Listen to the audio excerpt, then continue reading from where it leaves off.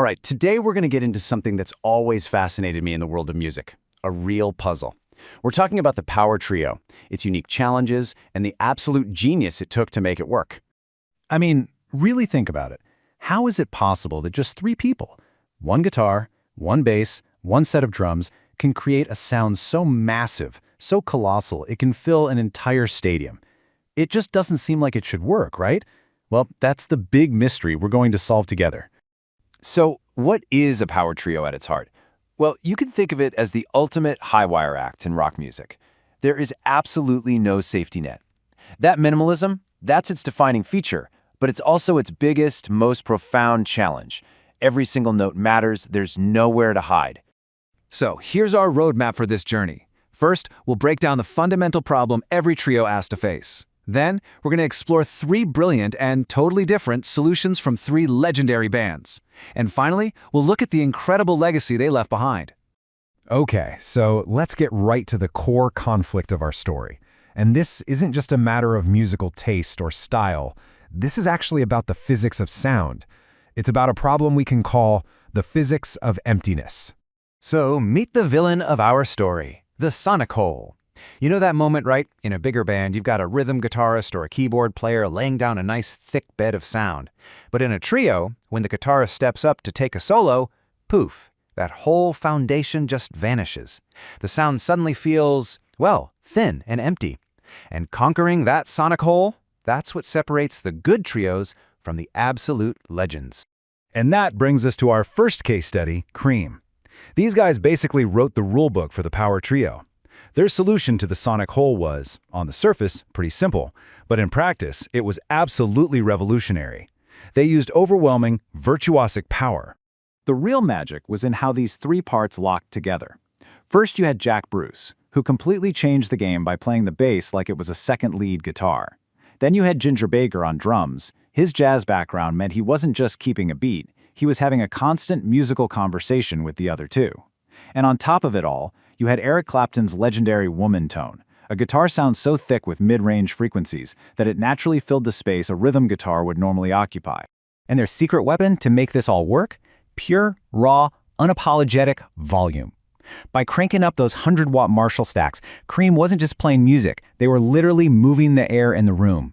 That sheer force created these rich overtones that filled every single possible frequency, building a literal wall of sound. There was no hole left to worry about. Now, if Cream's answer was brute force, our next band's was more like architectural precision. For over 4 decades, Rush completely redefined what was physically possible for just 3 musicians to pull off on stage. Seriously, Rush didn't build a wall of sound, they built a sonic skyscraper. You had Geddy Lee, who is singing lead, playing these incredibly complex bass lines, and playing synthesizers all at the same time. Then there was Neil Peart, surrounded by that massive 360-degree drum kit. It wasn't just for rhythm, it was melodic, like a one-man percussion orchestra. And then you had Alex Lifeson, who developed this amazing style of playing open, ringing chords that created a wide cinematic texture, making his one guitar sound like 2 or 3. But you've got to wonder, how in the world did Geddy Lee do all of that at once? Well, the secret was technology, the Moog Taurus bass pedals. These were basically foot-operated synthesizers. They were like a third hand for him, letting him lay down a deep, rumbling foundation with his feet while his hands were flying around the bass. It was a truly brilliant solution to a physical problem. Okay, so our final case study took a completely radical, almost backward approach. While Cream and Rush were busy filling that sonic hole with more notes and more volume, the Police, they did the exact opposite.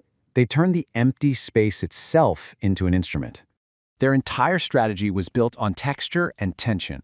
By mashing up reggae and punk, they created these incredible dynamics where instruments would just drop out, creating moments of pure silence.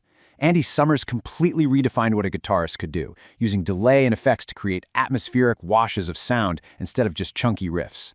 And Stuart Copeland on the drums focused his energy on the high-frequency cymbals, which left all this room in the middle for Sting's iconic voice and those driving, punchy bass lines.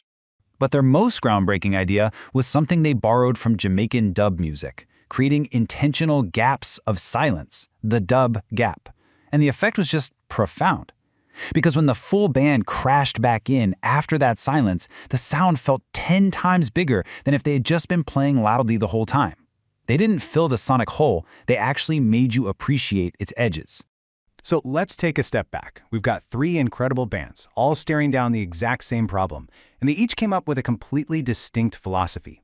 Let's put them side by side and really see how different their solutions were. When you lay it all out like this, the unique DNA of each band just pops right out.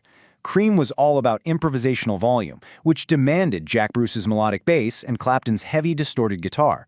Rush chased technical complexity, which meant Geddy Lee had to be a multi-instrumentalist and Neil Peart had to be an orchestra. And the Police, well, they embraced rhythmic space, building their whole sound on Andy Summers' atmospheric effects and Sting's minimalist driving bass. Three totally different roads, all leading to one massive sound. You know, it's not just about the gear or the technique, though. There's a real human element here. In the trio, if one person is having an off night, the entire structure can collapse. That intense pressure forges this unbreakable bond, what you could call a trio mind. It's almost like an athletic performance, and watching three people succeed against those odds is a huge part of the magic. So why does all this matter? What's the big takeaway? It matters because these three blueprints, they didn't just solve a technical problem. They created a whole new language for rock music, a language that we can still hear loud and clear today.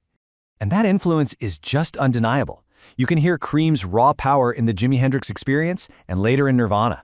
You can see Rush's insane ambition and complexity in a band like Muse. And you can feel the Police's minimalist punk energy in bands from Green Day to Blink-182. They really did lay the foundation for generations of musicians.